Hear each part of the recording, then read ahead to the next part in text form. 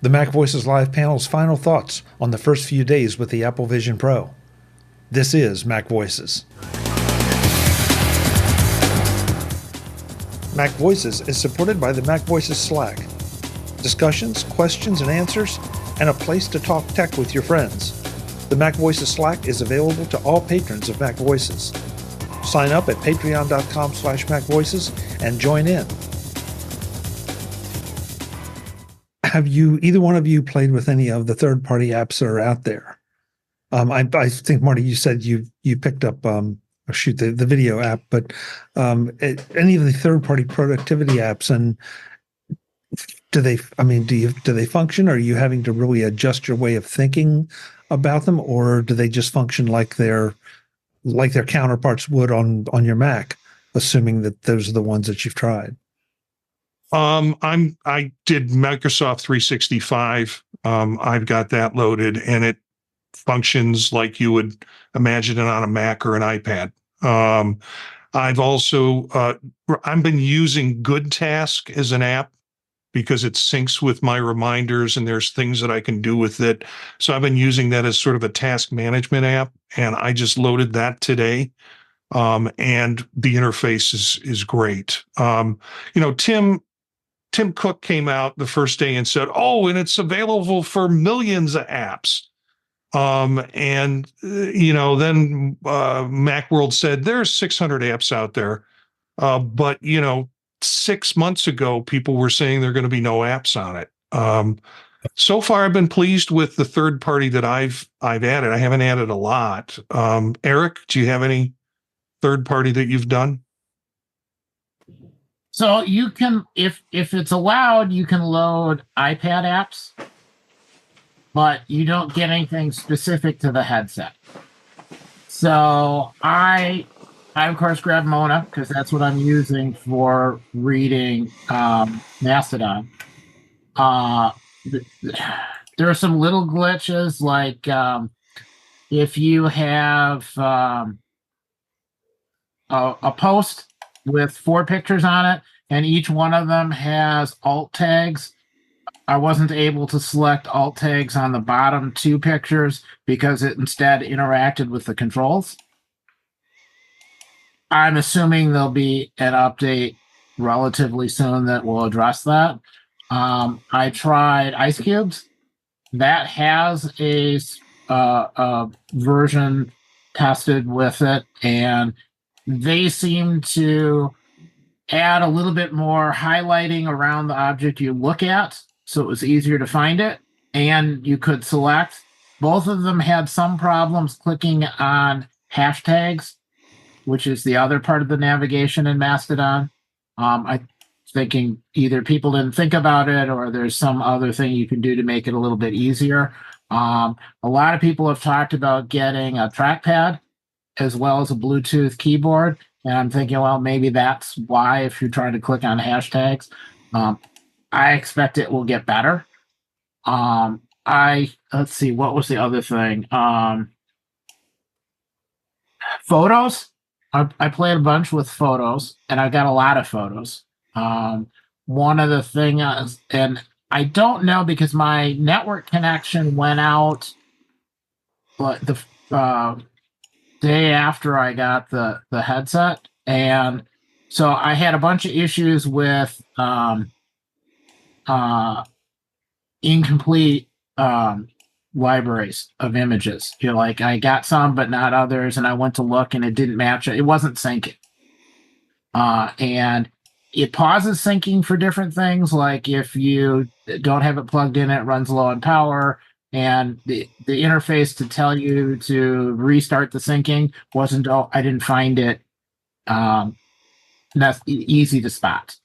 There are a couple of places where if I was doing something, the button to interact with it was in red, and I can't see that. And I couldn't find in the interface a way that you could turn color off. Because like on my watch, I have color turned off in my watch so that that doesn't interfere with my interacting with it. I don't have to try and find red and green things. It feels like some things just aren't quite there yet. There's a spot for it, but it's not quite there. This overall, though, this product I think is one of the more exciting products I've seen since like going all the way back to the iPhone or when the iPad first came out. It's just fun. It's a lot of fun. Yeah. I'm slowly trying other kind of products and stuff. Zoom, I still don't know how to initiate Zoom from the headset. I can start it on another device and transfer it to the headset. I don't know why. So and the audio cutout I was getting tonight, I don't know if that's just something from a longer session or if it's because it's connected through a different device and it loses track of it somehow. There are some mysteries. Yeah, and the times I've used Zoom, I've initiated it from the device. Or there were meetings I was going to that, they would send me the link in a iMessage and I would click on it and the device would initiate it. So yeah, I think Zoom came prepared to play when they came as a third-party app for this. It was interesting to see Zoom, Microsoft, Fantastical, some of what most of us would associate as some of the top productivity apps, make sure they were ready on launch day. I mean, it may not be fully formed, and that may be their fault, or it may be just the state of the Vision Pro. But they definitely wanted in on this platform. They wanted to be sure that they were not going to be waiting. And I know in the chat room, I think that the question over Netflix and YouTube has been brought up as far as no native app. And I don't know, I find that really intriguing that, oh yeah, we'll get around to it. Yeah, I'm a Fantastical user in terms of my calendars. So that's one of the first apps I put on it. And it really is a good interface on this device. One of the things that I'd asked myself is, could I use the headset instead of an iPad? And I would have to say the headset isn't quite mature enough yet. There are places where the iPad can't do something like the panoramic pictures.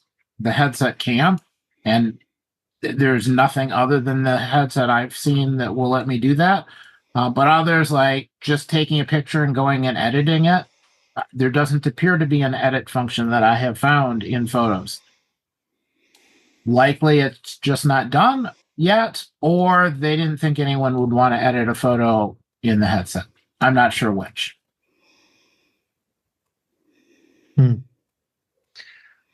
Any other questions, guys? Comments? I'm seeing on Mastodon in my feed, all the feedback is like what Eric said. People are having a lot of fun. Not seeing any negative from people that got it. Of course, they're self-selected, people that bought it. But more importantly, I think I'm seeing a lot of, how do you do this? So I figured out this.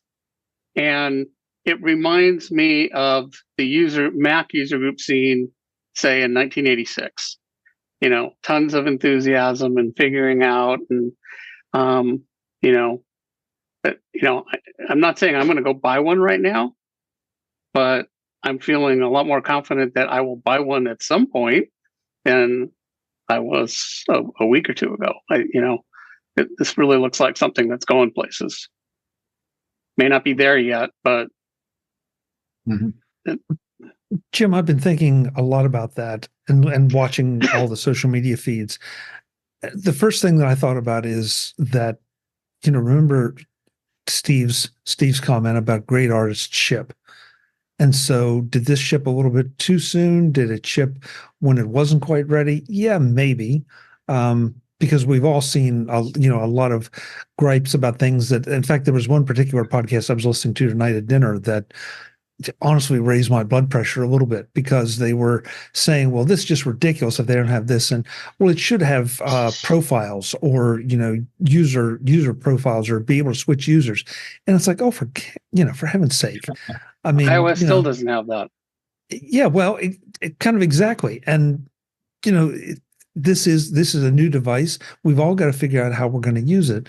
But the other thing that struck me is that this feels like the iPhone launch, when things weren't quite the way you thought they should be, but it was still absolutely revolutionary. You could still do a lot with it, and you were starting the process of learning it. And I feel or like the Mac launch, or the Mac launch, or the iPhone launch. I Yeah. guess you just said that, or the watch launch to some extent. Yeah.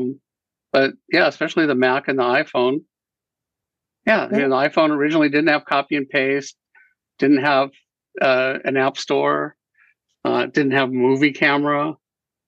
Yeah, this is the first version. So Yeah, I mean, I'm delighted to hear the positiveness with which Marty and Eric are bringing to this, because it seemed like toward the end of the day here, I was seeing all these negatives and griping by the tech press, and really, to your point, Jim, interestingly, not as much on social media. On social media, it's a little more excitement, and you're right, trying to figure out how to get things done, as opposed to some jaded old tech guy griping about the fact that, well, it doesn't do what I think it should do now. And it's like, exactly, it's a week old, think, for God's sakes.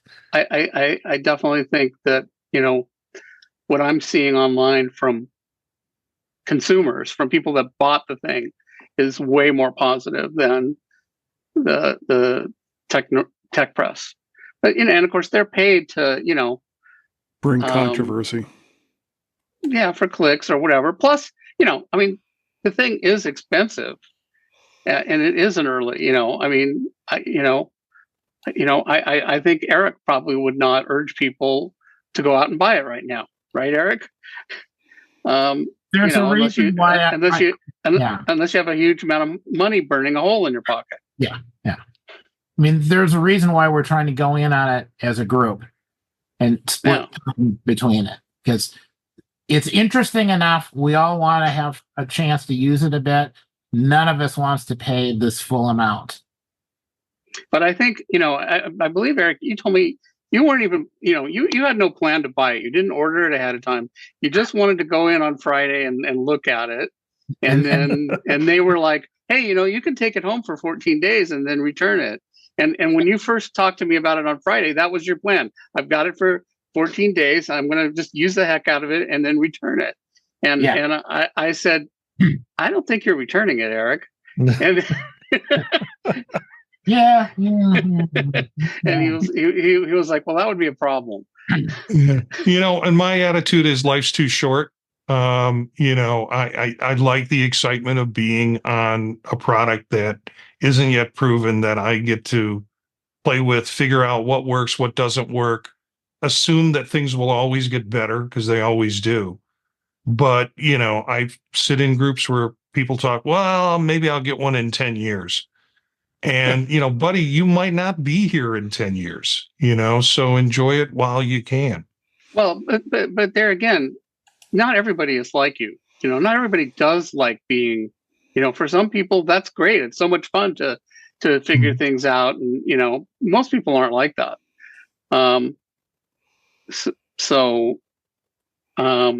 But, if you're the kind of person that is like that, go. Because clearly people are having a lot of fun. Yeah. And, it's an expensive product. I had to plan. I had to set money aside. My intention was always getting one.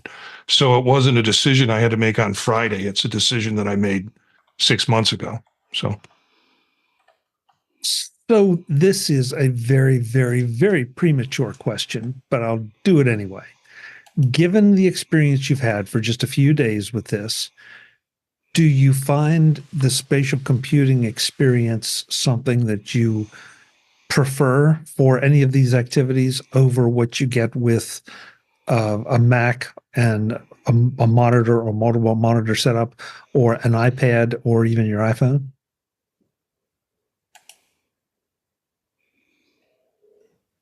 Wow. I got him thinking. I'm just being polite. I think Eric's going to say something. Well, kind of. So there are some things you can do on this you can't do anywhere else. You know, as I said with the VR stuff, I really love 3D movies. I am willing to pay to go to the theater to watch 3D movies. They don't stay in the movie theater very long, so if you want to watch them again, you're out of luck. When you go to the theater to watch a 3D movie, you slap 3D glasses over the top of existing glasses and kind of wedge them onto your face and hope for the best, and it's not comfortable. This was the most comfortable 3D movie watching with crystal clear sound right next to my ear, where if I turned my head one way or the other, the people's voices moved from side to side like I was standing right there. Is that enough for me personally to buy an entire headset? No. Is it enough for me to buy a third of the headset? Oh, yeah. It was really, really, really nice. The VR stuff, yeah.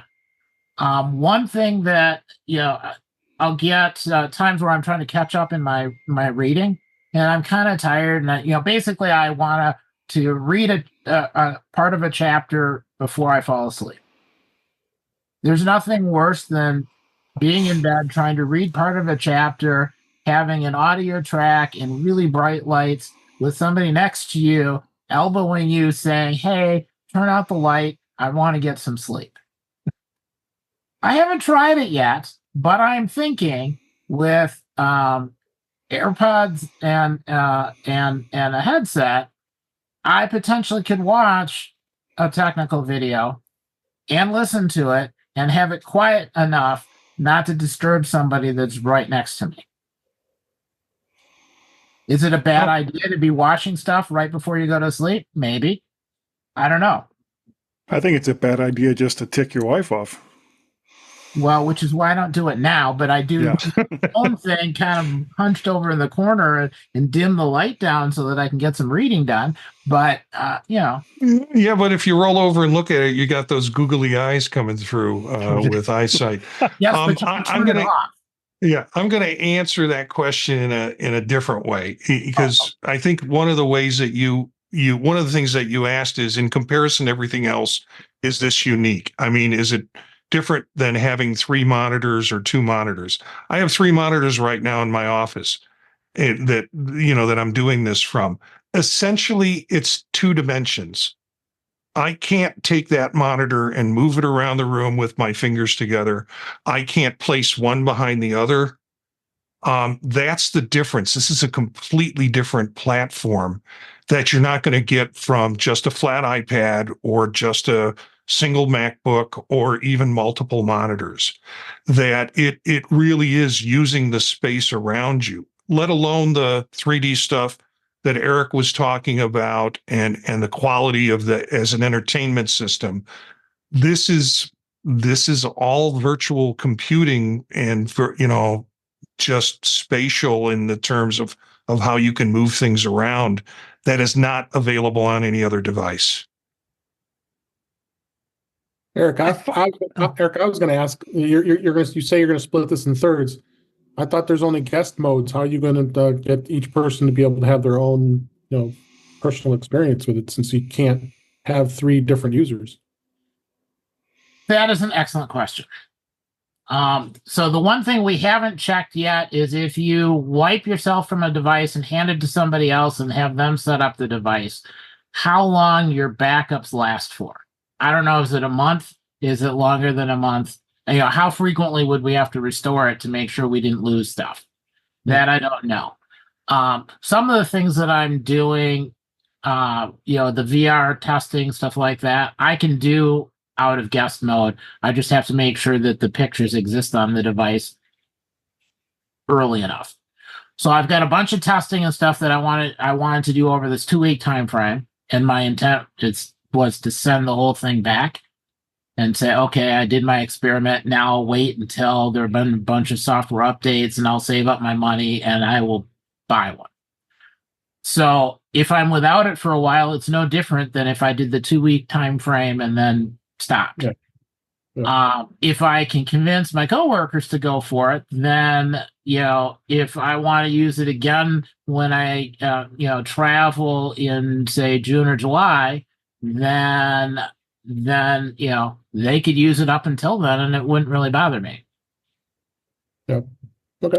Thanks. And that goes for the other coworker I have. His sole interest in it is watching 3D movies because it's comfortable and he doesn't have to go to the theater.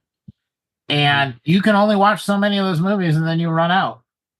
So, he'll plan a time, take it, binge watch a bunch of movies, and whether he's watching in guest mode, whatever movies are on the machine, or he's going and transferring it to him and, buying a bunch of movies. I don't know. However he's doing that, I don't think it matters.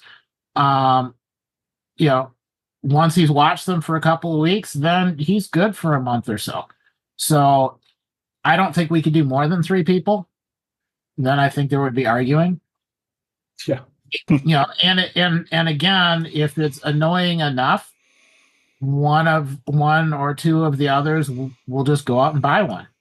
But if it lets us wait just a little bit longer before having to spend money, letting it do a couple more software updates, this is like a major phone update that just happened and you didn't wait for patches, give it a month or two and let some of the stuff get patched, let some of the software come out, let people, there are a lot of developers that wrote software but never saw the hardware. Right. Give them enough time to get feedback from users and patch things and update and it's only going to get better. Yep. One thing I found really interesting with all this discussion is that I don't think AR or VR those terms were used more than, pardon me, once, maybe twice, and usually in relation to one of the competitors. And so that leads me to believe that just as Apple's PR has been telling us, this is a completely different kind of experience than what we've been handed, the VR we've been handed and the AR we've been handed up to this point. That it really is a spatial computing, for lack of a better term, experience that is unique. Would you both agree with that statement? Yeah, I would. The interface for me was one of the really pros in it. It's just a completely different experience. And even if you don't purchase one, go get a demo just so you can play with and they'll take you through it. Get an opportunity to try one, even if it's in guest mode with somebody who can give it. I've had 3 or 4 people I've shared it with just in guest mode, and they've had really good experiences in it. So yeah, it's completely different. I'm completely terrified to get the demo. I don't think I can afford that. Yeah. I was in the Apple store last Saturday. I bought a new MacBook Air for my wife, and I was curious to see if there was any demos available. And then when I got there, I was there at like around 1:30 in the afternoon. Oh, next appointment's like 6:30, so I'm not going to wait. But they were. It wasn't that crazy busy in there. That was the Saturday just after the release day on Friday, and I even asked the sales guy, and he said, "Yeah, it's been steady, but the people came lined up and got their pickups, but it wasn't really a crazy experience in that store. In fact, it felt like it was like not as busy as normally as my local store. So it's interesting to see where that goes. But I think now you're probably going to be able to do appointments. I would think at this point." Well, David, I have to wonder too, because what I was hearing, there seemed to be a lot of confusion about, could you walk in, could you not? How did you sign up? Could you sign up in advance? Did you have to go in person to sign up? And I think maybe a lot of people just said, I'm just going to wait. It's not something I'm thinking about purchasing right away, so therefore I can wait. I don't know. Find a friend, David. Find a friend. Find a friend. Well, I mean, the ones they have on display, they're just dummy units. You just can touch and look at them, but they're just pretty useless. Yeah. Yes. I had the same experience going into my store when I did pickup, because my pickup was about 5:30, and I asked them how the day was, and they said, "Well, ebb and flow through the day. Steady, some rush, but not as crazy as we had anticipated with it. And my son was in with me because he was getting a new iPhone, and we managed to get him a demo. So just by, there was space to do it. And I think the fact that we were buying him a phone on top of it helped. But we got a demo. And he asked the question, are these just used for demos? And they're like, no, these are fully functional units. So the one on display, or the one they brought for the demo? the one they brought for the demo. Okay. Yeah, I would think Yeah. they would. Yeah. A question my brother had, and I guess I'd have as well, is how do they clean these in between? Yeah.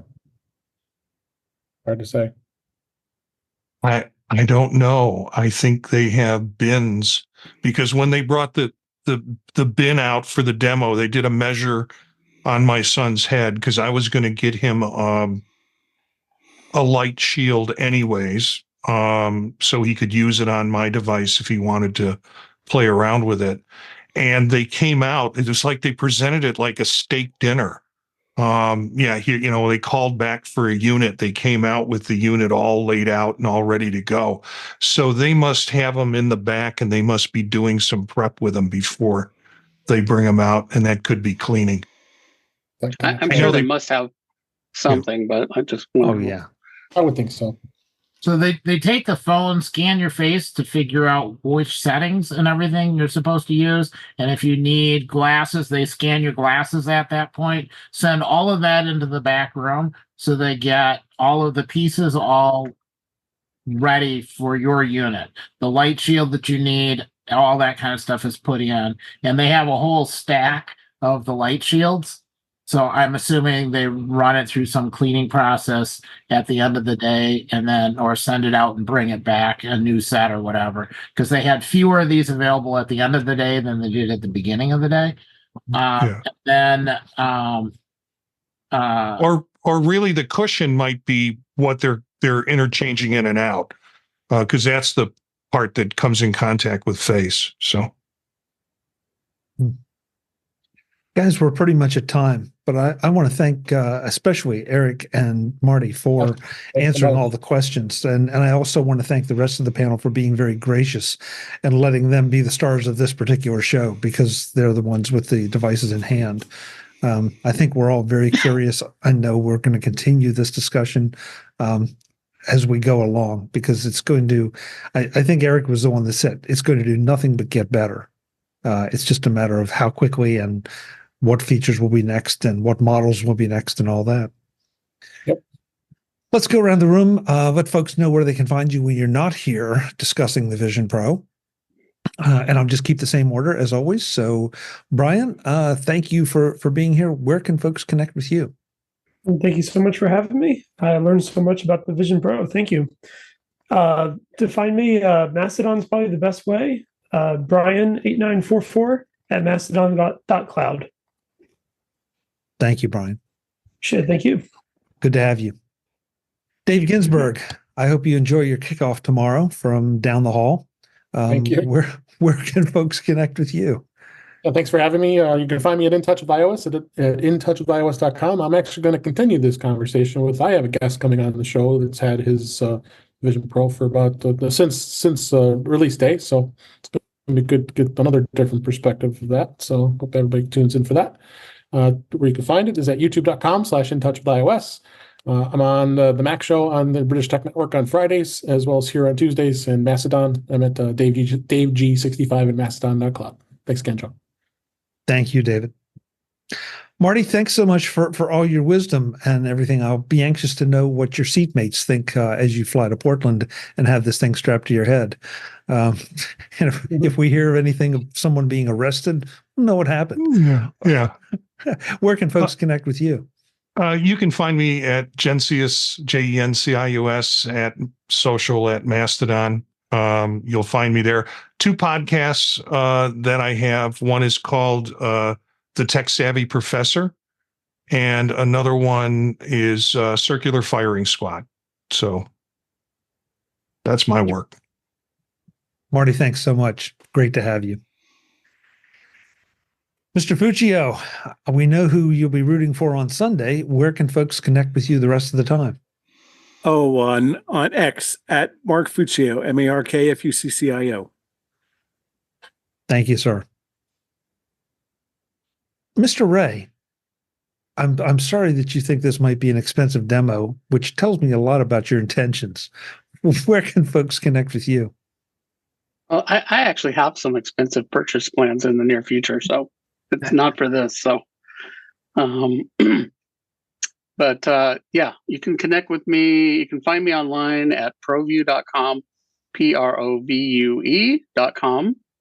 You can find me on Mastodon at ProViewGym at techhub.social.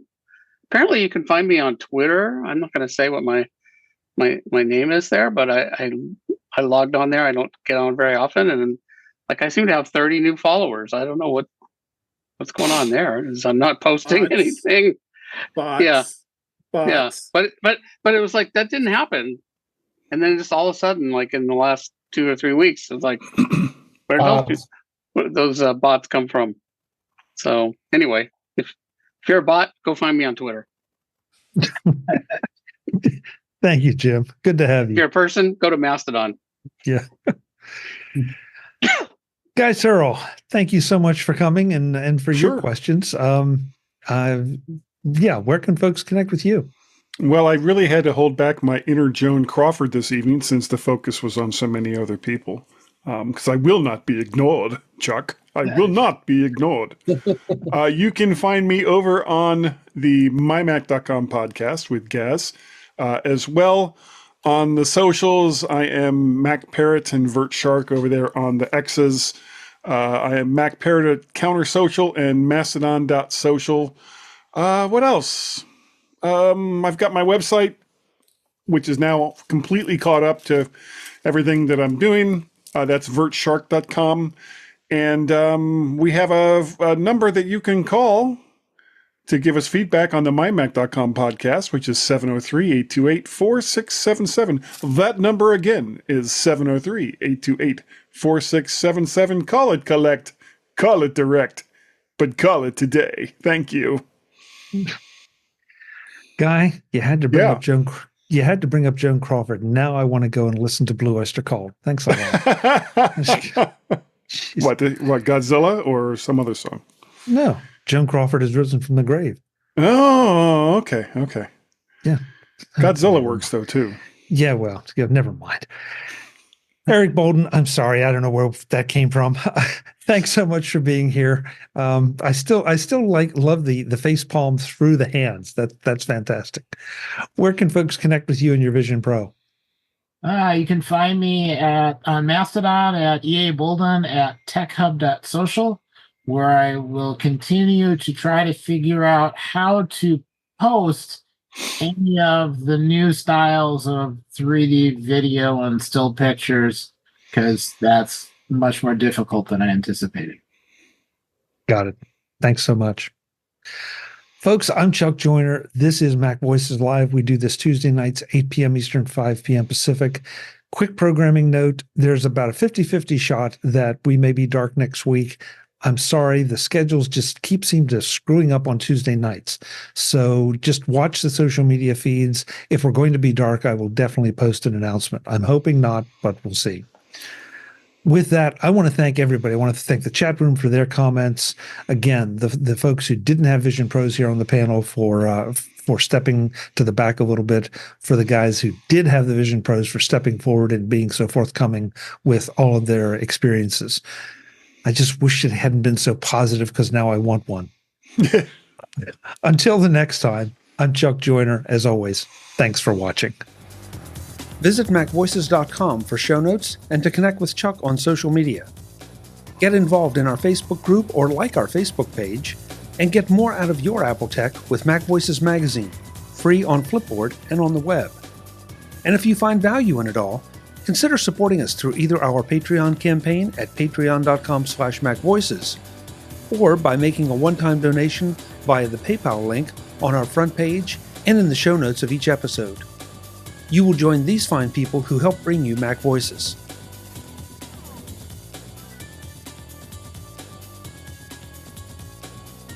Advertising handled by Backbeat Media at backbeatmedia.com. Bandwidth provided by CacheFly at cachefly.com.